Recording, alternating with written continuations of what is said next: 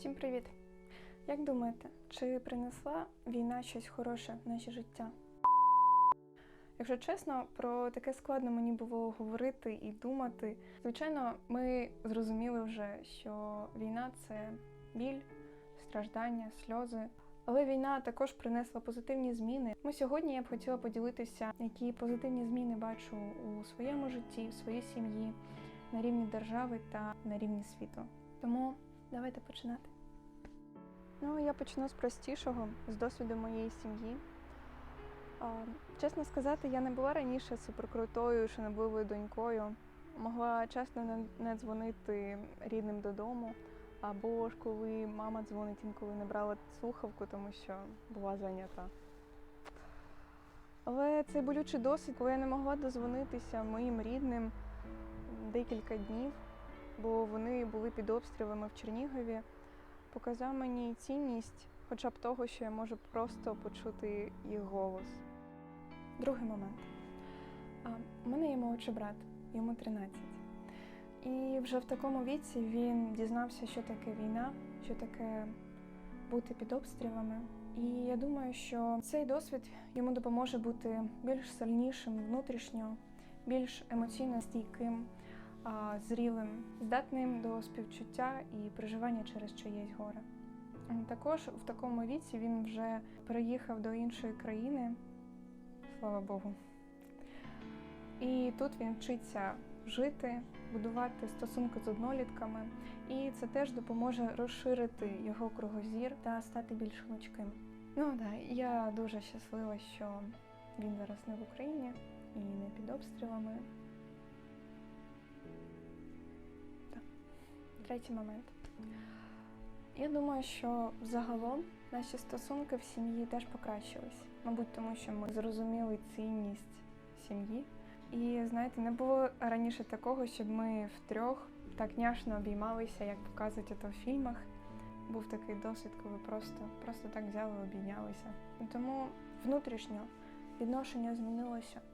Почали більше цінувати нашу сім'ю. Четверте. Ще я краще зрозуміла цінність спільноти. Я вже більше року живу на колівінгу і проходжу освіту в НВЕД.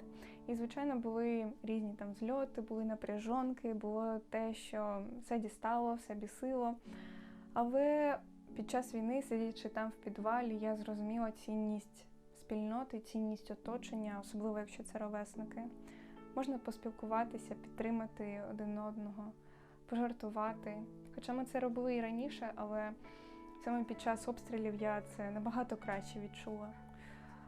Поодинці набагато легше зійти з розуму, захворіти душевно, ментально, духовно.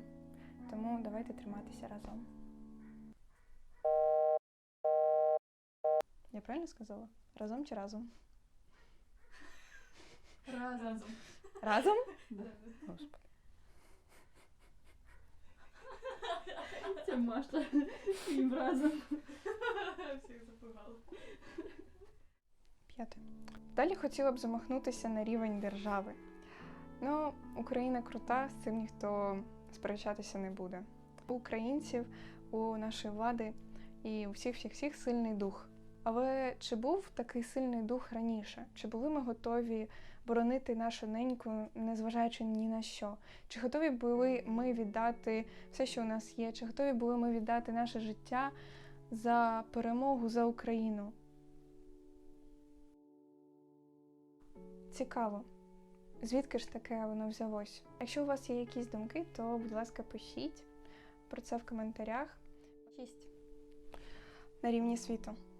Ви бачите, як країни виходять вже зі своєї шкаралупки, вже ламається система «моя хата з краю, нічого не знаю».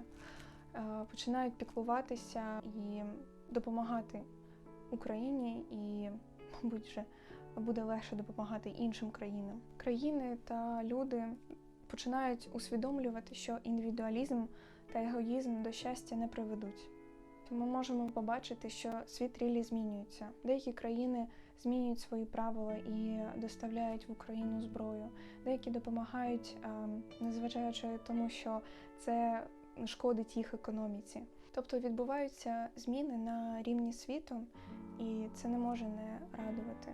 Бо, як казав наш президент, сподіваємося, що те, що відбувається зараз на Україні, це буде останнім проявом зла в цьому світі. І світ дійсно зміниться після цього. Це було все від мене, але якщо у вас є якісь доповнення, може ви ще щось помітили хорошого в війні в Україні, то, будь ласка, пишіть в коментарях, діліться своєю думкою. Не забувайте ставити лайки, підписуватися, якщо ще не підписані, ширитися з друзями цим відео і допомагати нам в розповсюдженні ідеї колівінгу, любові до своєї країни і піклуванню про інших людей. Дякуємо, що були з нами. Все буде Україна!